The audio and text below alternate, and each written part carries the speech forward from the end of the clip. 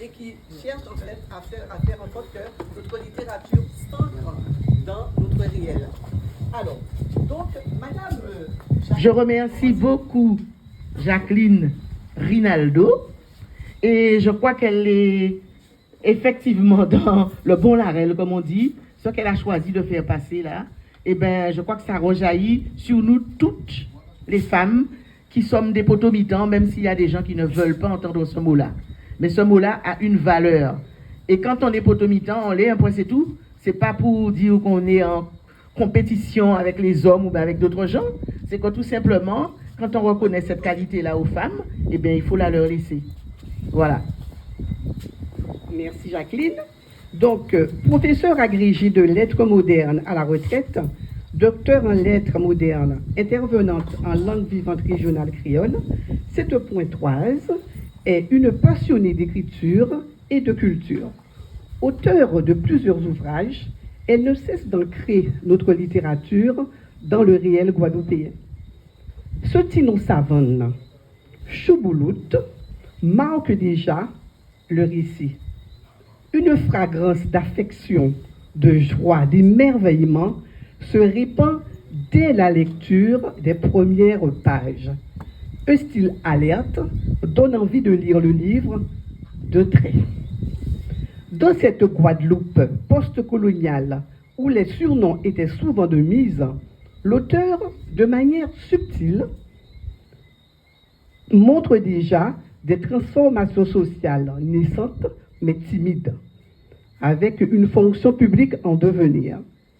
Certaines sortent des faubourgs pour entrer dans l'en-ville, terme très cher à Raphaël Confiant dans son dernier ouvrage Grands Ongles. D'aucuns passent de la case en bois à la maison en dur, signe d'ascension sociale. C'est avec un regard nostalgique mais réaliste que j'ai eu plaisir à lire cet ouvrage. Bien bonsoir Jacqueline. Bien bonsoir Jacqueline. Car vous y voulez encore. Je voudrais savoir quel intérêt y a-t-il à écrire une telle œuvre?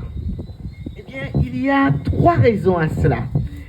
La première, c'était mettre en exergue de manière élogieuse le passé de la ville de Pointe-à-Pitre qui nous est si cher. Deuxièmement, faire remonter des souvenirs communs à une large frange de la population guadeloupéenne. Et troisièmement, rédiger une œuvre autobiographique dans le but de passer le relais, c'est-à-dire d'assurer la transmission aux générations futures. Lorsque l'on regarde la photo sur la couverture du livre, on s'interroge sur le rôle des grands frères à l'époque. Que peux-tu en dire? En général, les grands frères étaient fiers de leur place au sein de la famille. Et très souvent, comme nous étions en situation de vie sociale matriarcale, si on peut le dire ainsi, eh bien, la société étant très matriarcale, les mamans étaient très souvent obligées de quitter leur maison pour aller travailler à l'extérieur. Et à ce moment-là, le grand frère avait comme rôle de s'occuper un peu des petits, de les encadrer, de les protéger. Et parfois, de préparer la nourriture, de les éduquer, de remplacer en quelque sorte la maman. Quant à mon grand frère Jacques, eh bien, je parle souvent de lui dans l'ouvrage, et ce n'est pas par hasard. C'est que tout simplement, c'était en quelque sorte mon modèle, et pour m'apprendre à cueillir des mangues, et pour m'apprendre à aller chercher du manger lapin, comme on disait, pour nourrir les lapins qui étaient dans la garenne, et pour apprendre à m'occuper de ces oiseaux que lui-même allait chercher, des tourterelles et des pigeons, puisque nous habitions, oui, avec Saint-Isaac, mais à 2 pas, il y avait la campagne, il y avait le mont de la loge, il y avait la loge des francs-maçons, et à côté, il y avait beaucoup d'arbres, il y avait une grande nature, une nature généreuse. Et donc, jouer aux billes, regarder les garçons jouer à autre chose, les regarder construire des camions en bois, des cartes, des trottinettes. Pour moi, c'était extraordinaire. J'avais beau jouer à la poupée ou à la dinette, ou bien à la corde à sauter, ou bien à la ronde avec mes camarades, mais de plus, je regardais jouer les garçons et j'allais aussi jouer avec mon frère. D'ailleurs, il ne s'en plaignait pas beaucoup De temps en temps, il me faisait un petit peu grise mine quand il y avait ses copains. Mais il avait 8 ans de différence avec moi et il m'a appris beaucoup de choses. Et j'oubliais quelque chose. Jouer du tambour sous le bord de la table. Et mon frère m'a appris à faire ça. C'est ce qui fait que j'ai un amour du tambour qui est grandiose. Et ce n'était pas permis aux filles. Comme on dit, le grand frère était parfois très utile quand les petits copains étaient là, la sœur. Donc on était très souvent amis, copains avec le grand frère, n'est-ce pas, mesdames? Voilà, une autre question, et je vais inviter 2 personnes à venir témoigner. Alors, tu as mis en avant un quartier de Pointe-à-Pitre. Comment le décrire? Alors, mon quartier englobait la rue Alexandre-Isaac, ainsi que la rue Vatable et la rue Victor Hugo. C'était vraiment un espace intéressant et, à proprement parler, un microcosme de la société, parce qu'on y trouvait tout. Le médecin, le pharmacien, la vendeuse de lait, la marchande de fruits et de légumes sous le trottoir, le jobber, la pâtissière qui passait avec son panier. En fait, il y avait tellement de choses dans ce quartier, boulangerie, épicerie, petite épicerie, mais grande épicerie aussi, comme chez Oradou, par exemple. C'était un quartier vivant. Un quartier si vivant que quelquefois, on avait l'impression que c'était un quartier qui bruissait, qui était tout en son et lumière. Et toutes les personnes qui y vivaient, tous les jobbers et autres, donnaient de la voix. Et donc, ça faisait un quartier animé. Les bruits se mêlaient agréablement. Les tambours de vélo, le jeudi après-midi, jour de congé, à l'ancienne école normale, répondaient aux tambours de Massa-Saint-Jean. Et en même temps, tous ces tambours-là répondaient aussi à la musique que l'on pouvait trouver chez les musiciens du quartier, parce qu'il y avait beaucoup de familles musiciennes dans ce quartier. Les Fanfans, les Cécé, les Alphonse, les Frédéric, j'oubliais les Frédéric, justement. Et il y avait d'autres musiciens, Chomro Lamotte, Pioche, Manuel Lapioche venait chanter dans un petit studio que son frère avait au fond logé. Et il y avait d'autres musiciens encore, que je ne peux citer, mais il y en avait beaucoup. Donc, c'était la rue des musiciens, comme mon ami Georges Brédan dit, la rue des champions, en parlant de la rue Raspail. Moi, je peux dire que la rue Alexandre-Isaac, c'était la rue des musiciens. Merci, Jacqueline. Donc, je vais appeler Madame Nicole Martial et Monsieur Pierre Marouman pour témoigner, justement, à propos de ce quartier très, très vivant. Nicole, on applaudit Nicole?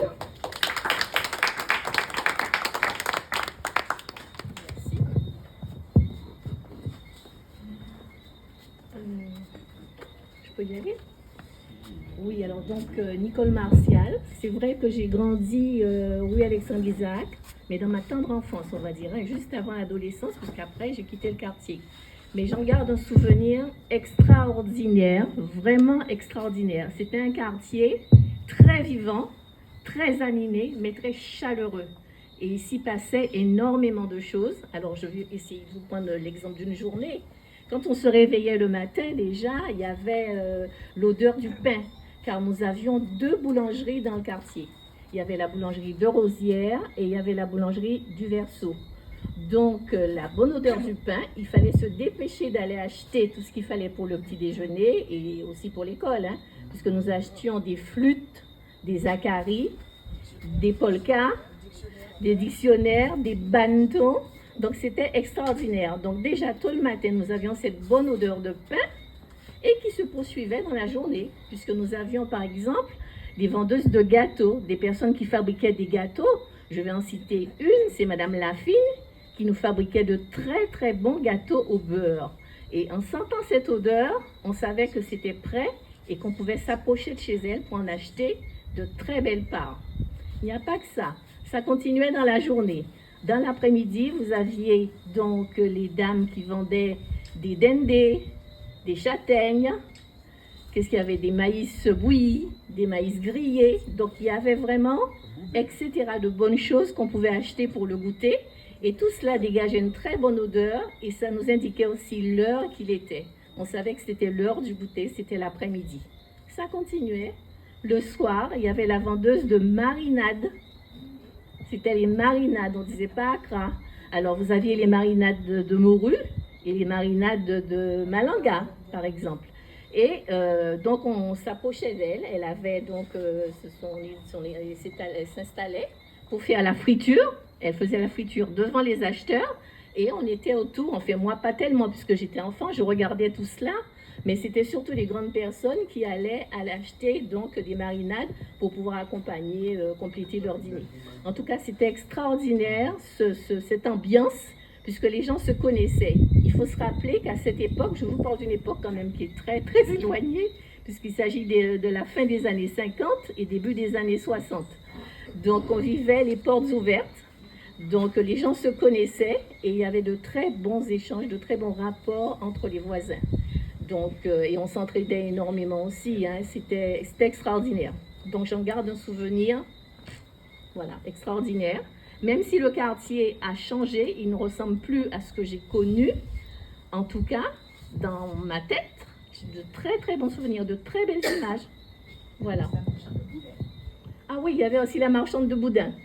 Alors la marchande de boudin aussi se mettait sur le trottoir, chez elle quelquefois, mais sur le trottoir. Alors il faut savoir qu'elle vendait le boudin à la découpe, c'est-à-dire selon ce dont on avait besoin, elle découpait donc la part de boudin qu'elle nous emballait dans un papier. Je ne sais pas si vous avez connu ce papier un peu épais, gris, qui absorbait le gras. Voilà. Et donc, on achetait le boudin de cette façon-là. Et c'était de très, très bons boudins. Nous en raffolions. Même petite, hein, j'aimais beaucoup. J'ai pas connu le boudin vendu avec les poitons. C'était du côté du marché, ça. Voilà. En tout cas, la rue Alexandre-Isaac, le faubourg Alexandre-Isaac, plus exactement, qui s'étend de la rue Vatable au Fond-Logier, avait une vie, je ne veux pas dire familiale, mais on se connaissait, on s'aimait, vraiment c'était formidable. Voilà.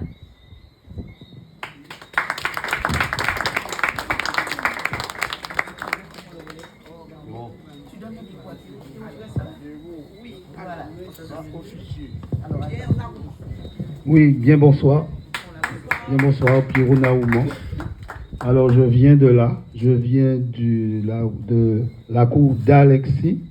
La cour d'Alexis se trouvait exactement au pied du mont de la Loge. Alors, en entrant dans la cour, on avait Popol. Popol, c'était un boucher. De l'autre côté, en rentrant sur la droite, on avait Féfé. Lui, c'était un pêcheur. Il y avait aussi Madame Noël. À côté, il y avait la maison de ma mère. Et quand on reprend de l'autre côté, on avait Madame Renée Martel. Ensuite, on avait Concon. Concon qui était Simon Jérôme, c'est-à-dire un personnage. Et lui, il était responsable des Massas Saint-Jean. Juste à côté, nous avions aussi le père Laurie, qui était un gars extraordinaire parce que tout en étant aveugle, il arrivait à cailler son poisson lui-même et à faire son repas. Juste à côté, on avait les Lacmis. Et après, on avait quelqu'un qui était Ismaël. Ismaël et Liliane, c'est un couple. Ça m'a marqué depuis très jeune parce qu'ils se battaient régulièrement. Et à ce moment-là, Liliane se sauvait et rentrait dans la maison de ma mère. Juste à côté, on avait Justine qui était une dominicaine, qui, elle, nous donnait des pamplemousses, en fait, tout ce qui venait de la Dominique, caco, bateau caco, tout ça. Et on a appris à parler un peu anglais. On savait dire quelque chose comme, on savait dire yes, on savait dire pas mal de choses, tout en étant petit. Au fond de la cour, on avait Madame Yvonne, qui était une chabine, et de l'autre côté, on avait Madame Germaine Seto, qui est la maman de Jacqueline Bémont. Alors, de ce côté-là, c'était assez extraordinaire parce qu'elle avait des canards chez elle.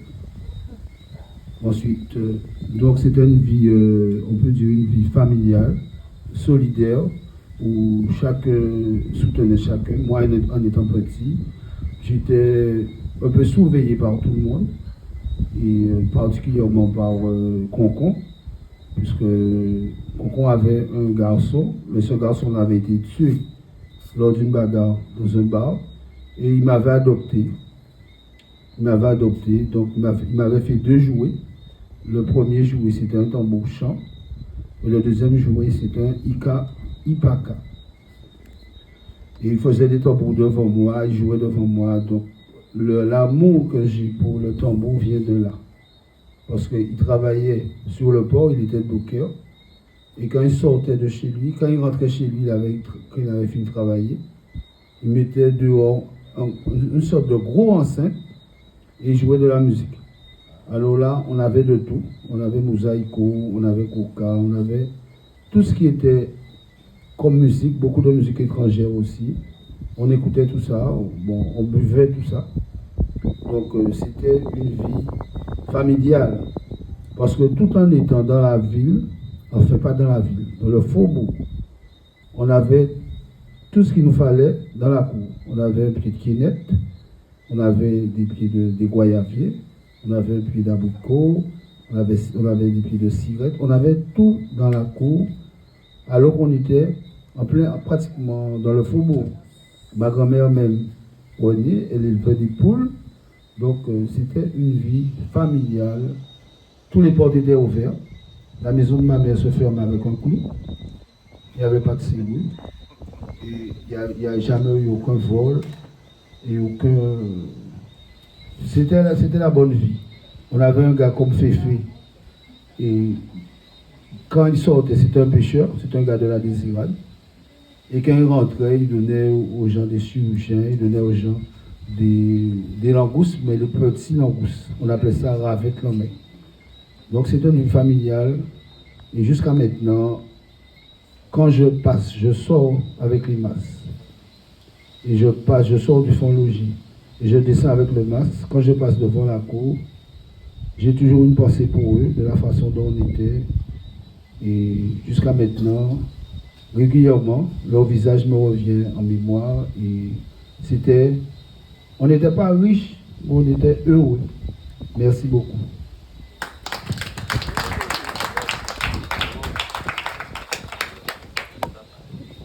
Merci beaucoup.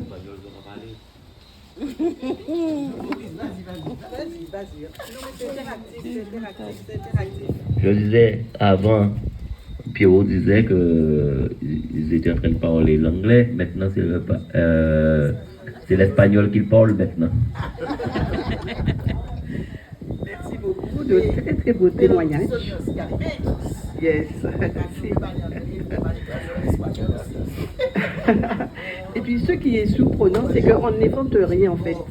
Donc les gens du quartier, les gens qui vendaient des marinades, des acras, étaient dans le développement durable parce qu'ils vendaient à petite dose. Il n'y avait pas de gaspillage. Et puis ce que monsieur disait tout à l'heure est important aussi, on avait l'impression qu'on était plus proche de la Caraïbe avant que maintenant. Pourtant, il n'y avait pas les moyens de locomotion comme maintenant, les moyens de transport comme maintenant. Mais je me rappelle que quand j'étais petite, on entendait beaucoup de mosaïco, beaucoup de musique espagnole. Il y avait des colporteuses qui ramenaient des choses de Saint-Domingue, etc.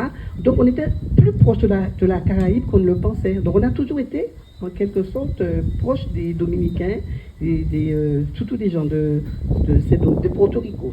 Porto Rico, la musique portoricaine était très de mise à cette époque-là. Donc finalement, on n'invente rien. Voilà.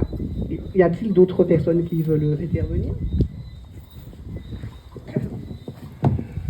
Je ne vais pas dire grand-chose, hein, mais comme j'habitais, mon père avait un commerce en déroule table et à Alexandre Isaac, donc j'ai un petit peu connu le coin.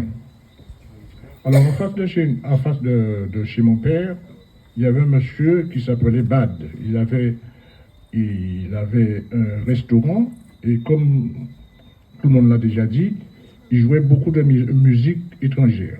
Beaucoup de musique étrangère. En face, il y avait un autre monsieur qui était cordonnier qui s'appelait monsieur Maurice. Je ne me rappelle pas de son nom de famille. Hein. Monsieur Maurice, je pensais peut-être monsieur Maurice Tilby, je ne sais pas. Et avant, je dis ça aussi, avant de Rosière, la boulangerie appartenait à monsieur, comment il s'appelle encore? Olimé. Monsieur Olimé. Monsieur Olimé avait un comptoir de l'autre côté de la boutique de mon père. Et il avait une personne qui s'en occupait. J'oublie le nom aussi, le nom était là dans ma tête tout à l'heure là. Et de l'autre côté, il y avait une dame qui vendait du bondé, Madame Bégarin, à la rue à la rue Victor Hugo. Et elle passait dans tout le quartier vendre du boudin. Et il y avait aussi, j'ai la tante de mon frère de première communion, qui s'appelait Sylvestre et Irénée, qui faisait ce qu'on appelle, elle vendait des dentelles au four. Je dis ça parce que c'est une chose qui a un petit peu disparu. Et quelquefois, je pense à elle et je pense aux dentelles au four qu'elle vendait. Et bon, voilà. Voilà ce que j'avais à dire en plus. Voilà, j'ai d'autres choses, mais je n'ai pas préparé. Georges Brédan, tu as peut-être Merci quelque chose à beaucoup. dire, puisque le quartier englobait aussi la rue des biscuits des parents. Oui. Brédan était à l'autre angle. Tu peux venir faire nous? Oui, mais justement, j'allais un petit peu parler de lui parce que j'ai lu son livre et je lui ai dit que ça m'a donné envie de flâner. Je suis retournée musarder, chercher les petits coins dont il parlait. Et je disais qu'on peut faire aussi de la littérature, comment dirais-je, ambulante urbaine à travers le livre de Jacqueline, de M. Georges Brédan, et aussi bien d'autres qui font une sorte de maillage au niveau du territoire avec tous ces quartiers. Donc voilà, M. Brédan va nous parler un petit peu de son quartier à lui, qui était pas trop loin de chez Jacqueline. Voilà. Bien oui, effectivement, bonsoir à toutes et à tous. Et puis, merci Jacqueline de nous réunir et nous permettre d'égrener des souvenirs heureux. Parce qu'effectivement, les faubourgs sont conservateurs de plein d'histoires et de plein de choses qui parlent encore à nos mémoires. Parce que ils sont les témoins d'une certaine époque, une époque qui avait aussi épousé un certain art de vivre et un certain mode de vivre, où il faut dire la vie n'était pas aussi trépidante que maintenant, et où nous étions beaucoup plus inventifs. Et il y avait plus de proximité entre les gens, les maisons elles-mêmes, je dirais, se touchaient presque, se faisaient des confidences.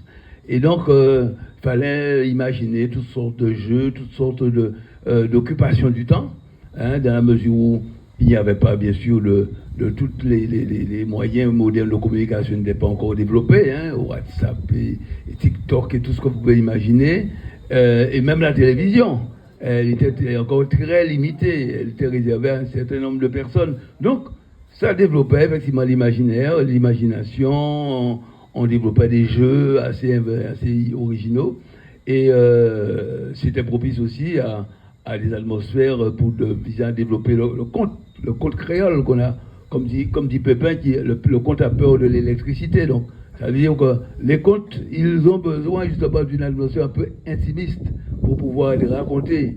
Alors, c'est généralement là, pas des lumières ou arrêter là, ou peut-être raconter contes, faire mon père, etc. Donc, Jacqueline rapporte ça très bien à travers son œuvre, hein, puisqu'elle a déjà écrit plusieurs ouvrages qui parlent à nos mémoires et surtout à la culture populaire, avec les masses, et là, avec ses souvenirs d'enfance, dans son dernier ouvrage. Et c'est vrai, je pense que il est important que nos jeunes générations puissent avoir entre les mains justement ces ouvrages-là pour qu'elles voient un peu le chemin parcouru et pour qu'elles voient aussi comment nos sociétés se sont construites et à partir de quoi nous sommes faits et pour comment notre personnalité se sont nourries, de quoi elles se sont nourries. Donc effectivement, bon, quand j'ai écrit La Rue des Champions et maintenant donc, Le Miracle du bas de la source, eh bien c'est ça que j'avais aussi à l'esprit, c'est-à-dire mettre en valeur nos quartiers, mettre en valeur la culture que le quartier a pu développer, et faire aussi éviter que les souvenirs ne soient définitivement ensevelis et faire vivre les personnages d'une certaine époque qui ont façonné quelque peu la vie pointoise et finalement aussi la vie guadeloupéenne. Donc, parler des faubourgs, c'est parler de tout ça. C'est au-delà de nos propres souvenirs personnels, c'est donner un coup de projecteur sur tout un art de vivre et qui a disparu, mais qui a construit, comme j'insiste là-dessus, qui a construit et la société guadeloupéenne telle qu'on la connaît aujourd'hui, bien sûr, qui évolue, bien sûr, heureusement, avec de nouveaux apports, avec bien sûr l'imagination des jeunes d'aujourd'hui, mais il est important aussi de rappeler que ces jeunes-là, bien, ils ne sont pas partis de rien. Il y a les fondamentaux, le socle, et le socle vient de là, de ces faubourgs, de ces quartiers. Faubourg Alexandre Isaac, bien évidemment, oui, Alexandre Isaac, Faubourg Victor Hugo, la rue Vatable, Bas de la Sauce, et voilà, tous les quartiers qu'on appelle aujourd'hui sortie sud-est, tous ces quartiers-là, bien, ils recèlent notre l'âme de Pointe-à-Pitre et quelque part de la Guadeloupe.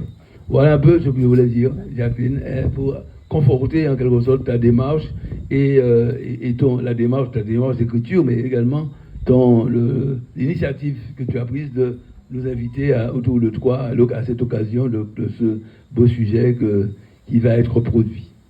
Merci. Merci beaucoup. C'est d'autant plus important d'écrire parce qu'on a l'impression que nos mémoires s'effacent. Regardez les photos. Avant, on faisait des photos, on faisait sortir les photos sur du papier. Maintenant, on fait beaucoup de photos, on ne les regarde plus. Une fois que c'est dans l'ordinateur, dans l'appareil, bien dans le portable, on ne regarde, alors qu'avant, on prenait plaisir à prendre l'album de photos, à regarder. Mais c'est pareil pour les livres. Il faut écrire parce que les livres demeurent. Les livres demeurent et après on pourra dire tiens, ben, je vais regarder tel livre si tu veux te faire quelque chose, d'avoir un renseignement sur tel quartier, on peut aller s'enrichir de toutes ces œuvres. Voilà. Donc Jacqueline, tu as l'air de porter un regard très amélioratif sur la rue de ton quartier. En quoi est-ce un lieu merveilleux? Alors, je persiste et signe. Mon quartier, c'était vraiment le plus actif, en tout cas culturellement parlant, à Pointe-à-Pitre. Et j'ai des raisons de le penser, parce que je me souviens encore qu'il y a beaucoup de jeunes qui sortaient d'ailleurs et qui venaient à la rue Alexandre Isaac et qui nous disaient « Ah, mais franchement, quartier Azot là, bon, et c'est vraiment, là, nous envie vivre. » On avait un jeune qui sortait du Rézé, José Albon, il est décédé. Il venait à pied au Faubourg Alexandre Isaac. Il y en avait un autre, Edine Delkovski, aujourd'hui, que nous appelions à l'époque Edine Delkovitch. Il sortait de la rue de Nassau et il venait dans notre quartier. Ben, il y en avait plein d'autres. Hein? Et puis, il y avait des adultes aussi qui s'intéressaient à notre quartier. Antoine Chérubin, que l'on appelle aujourd'hui Toutoun. Mais nous l'appelions Gros Toutoun quand il est sorti de France. Il n'arrivait pas à se détacher de ce quartier-là. Il y venait tout le temps. Et il avait toute une bande d'amis qui venaient autour de lui, qui discutaient avec lui dans la boulangerie, qui était à côté de Oradou, c'est-à-dire le comptoir à pain de Bernard Ruffard, que l'on appelait du Verseau. Et quand, en 1969, mon époux a créé le Club des Joyeux Cousins, au Morne-la-Loge, dans l'ancienne école normale, puisque nous avions l'ancienne école normale aussi, chez nous. Et il y avait beaucoup d'autres écoles dans ce quartier-là, hein. Depuis la maternelle, les écoles payées, parce qu'il n'y avait pas de maternelle, jusqu'à l'école de Mayeko, qui emmenait les gens jusqu'au bac. Eh bien, il y avait beaucoup d'écoles. Et l'ancienne école normale, c'était un lieu de vie. Le jeudi après-midi, il y avait du tambour. Vélo venait faire danser les jeunes filles, là, au moment où on disait tambour, c'est bitin à Viennègue. Donc, notre quartier se passait de tous ces commentaires négatifs. Et il y avait le masque, il y avait le tambour, il y avait la musique. Et on était vraiment heureux. Et donc, le Club des Joyeux Cousins créait un mouvement, on peut dire une vie extraordinaire, puisque les jeunes s'y retrouvaient pour faire de la danse, pour faire des excursions, pour faire aussi une remise à niveau. Et à l'époque, il y avait beaucoup d'adultes comme M. Bello, qui était un enseignant du quartier. Il y avait M. Olivier, qui était aussi un enseignant. Il y avait Papa Yaya, qui sortait de Capesterre-Bello pour venir dans le Club des Joyeux Cousins. Il y avait aussi Jacques Riner, qui était un journaliste, et qui venait aussi encadrer les jeunes. Donc vous voyez qu'il y avait des choses extraordinaires qui se faisaient dans ce quartier et qui ne se faisaient nulle part ailleurs à Pointe-à-Pitre. Et pour terminer, je dirais que Grand Guy Cornélie, qui avait habité au Faubourg Alexandre Isaac, qui est né dans le quartier, eh bien, il est allé travailler par la suite sur le Morne, près de l'hôpital, à l'Institut Pasteur, et il habitait le Rézé. eh bien, il ne pouvait pas quitter son travail et aller directement au Rézé. Il fallait qu'il passe à la rue Alexandre Isaac. Pour lui, c'était un passage obligé et il le disait à tout moment. Merci Jacqueline. Vas-y. Calix régional, qu'on appelait encore comment? Zous. Voilà, il habitait là aussi. Tout à fait. Mais Mais c'est bien quand tu me parles de Calixte, Zous, parce que à part Calixte, mais il y avait tellement de personnages importants comme Maryse Condé, elle habitait le quartier. Et il y en avait d'autres. Il y a beaucoup d'autres gens qui ont habité ce quartier. Je vous dis que c'était un quartier incontournable, extraordinaire. Dis-moi, Jacqueline, quel type d'enfant tu étais dans les années 60? Quand tu étais dans les années 60? Ah, bonne question. J'étais ce qu'on appelle une petite pigrièche. J'étais très active. J'aimais regarder les gens. J'aimais apprendre beaucoup au contact des adultes. Quelquefois, on me disait, vous, ou trop entier. Ce qui signifie que j'avais du caractère. Parce qu'il y a des choses que je ne supportais pas, que je n'acceptais pas. Par exemple, que l'on me dise de ne pas parler créole. Alors que chez moi, je parlais en créole, c'était permissif. Mes parents me le permettaient. Mon père était marin au long cours, je ne le voyais pas très souvent. Quelquefois, il passait 3 mois sur l'eau. Mais quand il rentrait, on faisait 2 mois, c'était 2 mois de fête. Et donc, j'avais le droit de parler créole chez moi. Et donc, quand j'entendais un adulte qui disait, ouais, Timoun qui a parlé créole, c'est Timoun mal élevé, moi, ça m'agaçait, ça me hérissait les poils, comme on dit. Donc, ça, je n'aimais pas ça. Et puis, il y a une autre chose. Quand j'allais dans les bureaux ou ailleurs avec ma mère, eh bien, quand je me rendais compte que tous les chefs étaient blancs, eh bien, je lui posais des questions embarrassantes. Hein. Et pourtant, à l'époque, j'avais peut-être 6-8 ans, mais j'avais déjà un regard sur la société, un regard sur les gens, et aussi, j'avais mon point de vue sur l'attitude des gens vis-à-vis de la couleur de peau. C'est-à-dire que le préjugé de la couleur était fort dans la société et aussi à l'école. Mais je vous dis sincèrement que moi, j'étais une enfant qui était heureuse de vivre, j'étais contente. Pour moi, mon enfance, c'était vraiment quelque chose de merveilleux. Eh bien, rien ni personne ne m'empêchait de tracer ma route. Et je me fichais bien des enfants qui disaient quelquefois, t'es trop noir, je ne joue pas avec toi, ou des bêtises comme ça, quoi. Franchement, ça ne m'empêchait pas de vivre.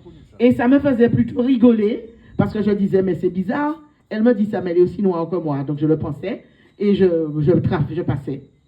Je faisais autre chose. Alors aujourd'hui, il y a justement ces petites filles qui étaient peut-être un petit peu stupides, qui me disent, ah, tu te rappelles, on était en classe ensemble. Alors à ce moment-là, je leur dis, ou bien je ne m'en souviens pas, ou bien que, bon, merci. Le revers de la médaille, comme on dit. Donc, pour corroborer ce que Jacqueline disait, nous allons inviter M. Bistoquet à lire un passage de l'ouvrage, de l'œuvre de Jacqueline. Merci. On applaudit M. Bistoquet, on l'encourage.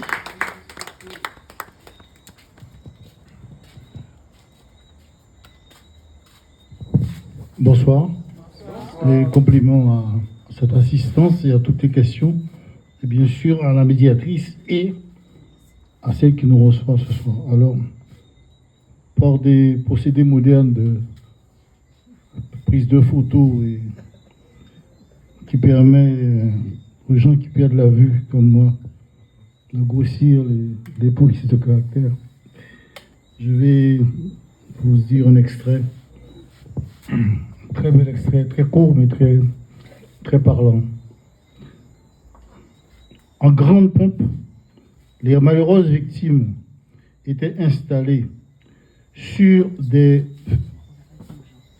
Alors, oui, il faut que je vous dise que le passage qu'il va lire s'appelle « L'enterrement des lézards de muraille ». C'est quoi? C'est l'enterrement Zandoli.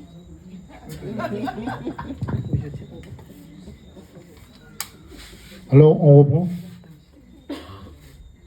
En grande pompe, les malheureuses victimes étaient installées sur des feuilles mortes d'arbres à pain qui servaient de cercueil ou de corbillard.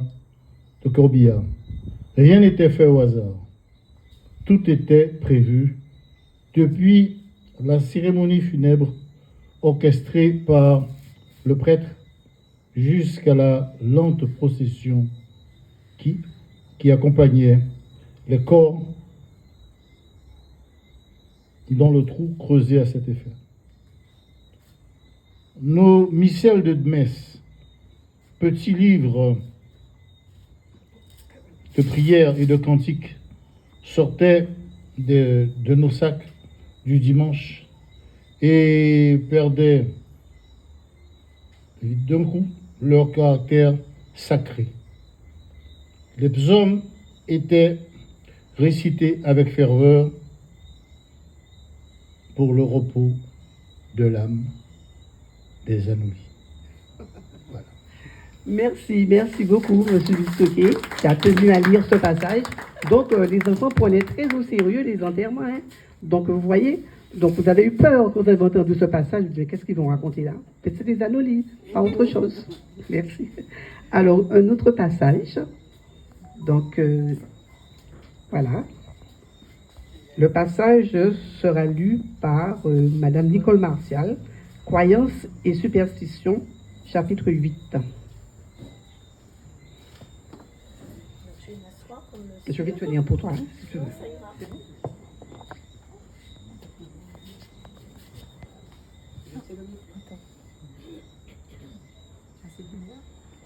La lumière, oui, ça va. C'est bon? Oui, je veux bien. Lorsque j'avais 4 ans, j'étais plutôt énergique. Pour me faire tenir tranquille, ma mère me disait souvent, si vous embêtez moins, en café Andrés, prends. Inutile de vous dire que j'étais calmée pour longtemps. D'ailleurs, quand je la voyais passer, cette créature étrange, j'allais me cacher. J'étais prévenue de son approche car il y avait toujours un enfant qui lançait « Mi Andrés !» Andrés était une femme d'une 40aine d'années, petite de taille, maigrichonne, toujours vêtue de noir, avec des ongles étonnamment longs. Sa peau était d'un noir d'ébène. Et curieusement, ses cheveux n'étaient pas crépus, mais lisses et emmêlés à l'excès.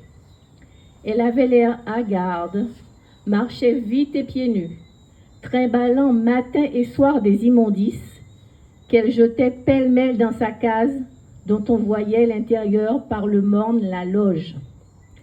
Nul ne savait d'où elle venait, ni même quel était son patronyme. Elle avait atterri là un jour et s'était installée dans une maison abandonnée. Dans mon imaginaire enfantin, elle devait venir de l'île de la Dominique, puisqu'elle s'appelait Andrés, qui sonnait comme anglaise. Un beau jour, elle décéda. Et alors, comme par magie, croyez-le si vous le voulez, un énorme oiseau noir, ressemblant à un gros pélican, sorti l'on ne sait d'où, se posta à la tête du lit, bien décidé à ne laisser entrer personne. Tout le monde fut atterré. De plus, il fallait bien s'occuper de la dépouille de la malheureuse. Et là, dès que quelqu'un essayait de s'approcher, la bête se montrait agressive, même très agressive. Finalement, ce sont les pompiers qui ont été alertés et qui s'en sont débarrassés. On découvrit alors dans l'amoncellement d'ordures un gros fût rempli de goudron, dans lequel se trouvaient des objets ayant appartenu à des gens. Dans quel but? Nul ne sait. Les voisins qui craignaient déjà cette femme étrange furent désormais convaincus qu'elle avait un pacte avec le diable, qui délégua l'oiseau pour ravir son âme. L'émotion était à son comble dans le quartier. Ouais. Merci beaucoup. Donc, vous voyez, donc, à l'époque, il y avait toujours un personnage qui traînait dans les faubourgs, ou bien dans les bourgs, dans les rues principales. Il y avait l'histoire Bab, vous vous rappelez de ces personnages-là. Il y avait André la Folle. Enfin, il y avait toujours un personnage qui était mystérieux. Et puis, bon, il y avait pas mal de choses qu'on leur racontait à leur propos, mais on ne savait pas trop pourquoi ils en étaient venus là. Donc voilà, on va passer à une autre lecture. Donc c'est Jacqueline qui va nous lire des passages en créole. Oui, cette fois, moi, je vais vous donner du créole, parce que vous le valez bien. Alors, ce passage se situe dans le chapitre qui s'appelle « Mon frère et ses copains, le jeu de billes ». Ou bien, jouer cristal, jouer mab. Je pose. Tout sio, point de dépôt. Le joueur caressait sa bille, nettoyait l'espace tout autour afin de bien préparer son tir.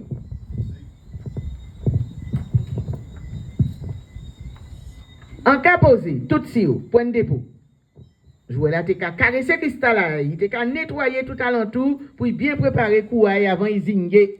Point de nettoyage. C'est ça yon a dans yo t'es qu'à dit. Chaque monde là t'es qu'à zingue en jan ayou. Pouce et index t'es qu'à faire resto. C'était un zing cocoyote, ou bien un zing sautant, ou bien un zing bastet, qui t'es qu'à venir choubouler ces cristals là. Aïe à Kazao, Ney l'avant joué. Portez coco, pas faire elle. Tout si vous portez. Point de machin cochon. Tout si on prend petit. La retournelle belle. La retournelle pas belle. La retournelle toute belle, enlève-vous, avec triangle là. Passez gouillé. Yo te ka mette toute belle parole à yo déro. C'était au plus blague. À seul fin pour terboliser l'esprit à les autres jouets là. Et pour faire coca belle pause. En te ka arrêté là longtemps qu'à garder yo fait un pilo parti. Ça t'est toujours chaud. Midi en midi, moun te ka semblé. Souvent de fois, grand moun te ka vin voir ça. Dès quelquefois, tension là te ka monter. Ce petit boug là te ka lever gaoulé. Et c'est ça qui te ka arrivé. Ou te ka voy yo ka rouler en poussière là. C'était plus souvent qui rarement pour un badache. Ou bien un gros mabion adan yo pas te vle accepter ped.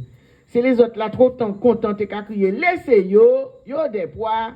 Un grand moun te ka qui séparé yo vitement pressé. Ou bien, il te qu'à attraper, il te qu'à attraper 2 ou 3 bosses, et c'est tout. Alors, c'est là mes prix et vieilles paroles de qu'à voltiger. C'était comme ça la jeunesse te qu'à soulager qu'à yo, sans pour autant arriver à dans la violence. Yo pas même savait qu'il y a des cas font bitin qui vieux tout bonnement. On bitin malgache déjà qu'a fait à dans société à yo pour régler problème, pour détortiller bab, moun te qu'à attraper entre yo.